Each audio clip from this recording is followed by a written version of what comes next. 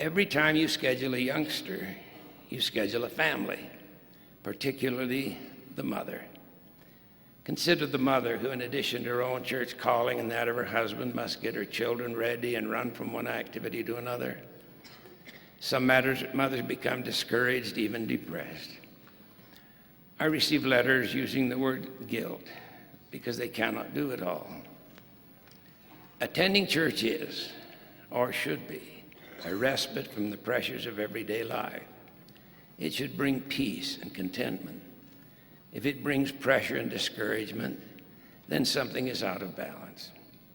I do not want anyone to use what I say to excuse them from turning down an inspired call from the Lord. I do want to encourage leaders to carefully consider the home, lest they issue calls or schedule activities which place an unnecessary burden on parents and families. Are we making our discipleship too complicated? But sometimes we take the beautiful lily of God's truth and gild it with layers upon layers of man-made good ideas, programs, and expectations.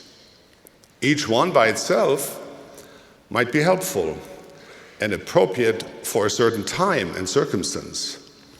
But when they are laid on top of each other, they can create a mountain of sediment that becomes so thick and heavy that we risk losing sight of that precious flower we once loved so dearly. Therefore, as leaders, we must strictly protect the church and the gospel in its purity and plainness and avoid putting unnecessary burdens on our members. Priesthood leaders must be careful to make the church family-friendly. We busy ourselves with buildings and budgets and programs and procedures. In doing so, it is possible to overlook the very spirit of the gospel of Jesus Christ.